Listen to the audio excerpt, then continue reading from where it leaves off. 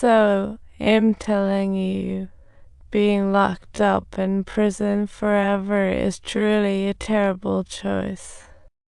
Andy comes to learn this news painfully. The warden gets busy with his own schemes, but he also has his management strategies. After being locked up for a month, Andy feels like he's carrying the weight of the world. He and Warden chat, his eyes twinkling with hope.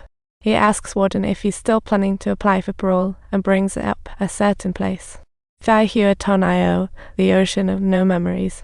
If he gets a chance to break out, he plans to open a little in there. Remembering how he got denied parole twice, Andy feels a tad frustrated. The first time, it took him 20 whole years to even get an opportunity. During that evaluation, he answered the warden's questions carefully, yearning to get out, despite the mountain of injustices waiting for him. Helpless, he offered his regrets to the warden, hoping for a glimmer of mercy, but the light in his eyes dimmed instantly. Running a little business in prison. During his second application, he again expressed his yearning and hope for the outside world. Unfortunately, he was ruthlessly rejected. After all, Andy is now a money laundering treasure the warden won't let go. Andy asks Reed, if he gets out, to definitely check out that field in Buxton, where there's an exceptional view in the rain. There's a gold digger right at the wall's base. Come check it out. A few words sounded like a last wish, and Warden felt anxious. During lunch, he brought this up, and his lunch buddy suddenly remembered that Andy bored. Andy sighed, and that night, Andy purposefully delayed. After balancing the books, with everything all set, Andy started to clean his shoes with great seriousness. This time, he was shining them for himself. After finishing his chores, he sat in the cell. After the lights were out, Andy was in his cell, getting ready to welcome his escape. The stormy night was just perfect for his escape. He began moving quickly and stealthily. He crawled out from the narrow tunnel and got drenched in the rain. Subtitles, he struck a pipe with a stone, and the old pipe was soon opened by him. Eventually, he burst through the cage that had imprisoned him for 19 years. The past prisoner is no more. He's about to start a brand new chapter in life. However, Warden couldn't get any sleep, and sure enough, the next day during roll call, Andy was nowhere to be seen. Are you afraid? You have the courage?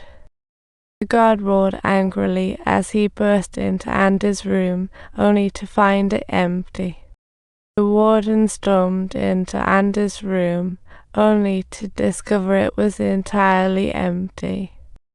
The warden quickly rounded up everyone, and Reed was the first to be questioned. Have you heard the last words of the missing person? Reed responded by saying, I won.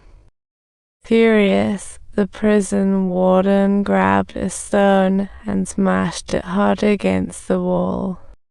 To his shock, he discovered a long tunnel to freedom, see a path that simply couldn't be escaped. In those quiet nights, Andy tirelessly scraped at the wall, bit by bit, fueled by hope.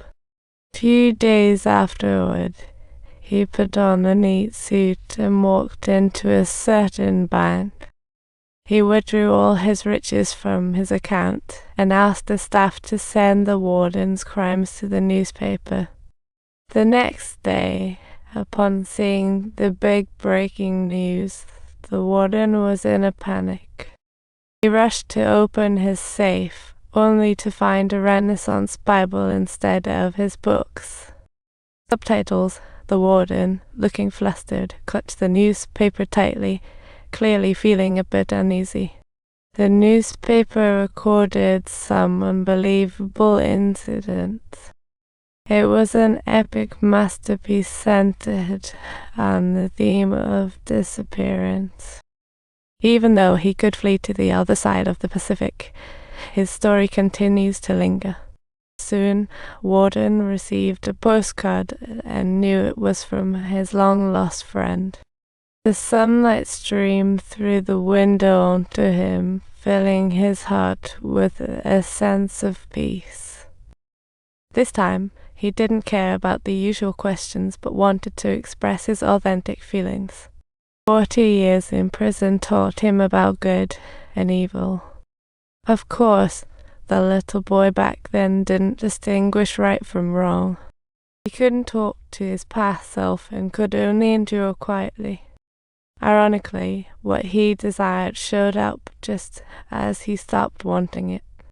His prisoner life finally ended, and the world outside looked foreign to him. Now he was stepping into old Brooks' shoes, walking the path Brooks once walked.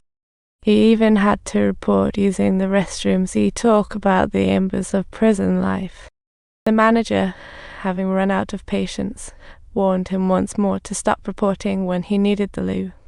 Despite this, Warden sought a chance to return to prison. Subscribe to our channel for Anders' adventure.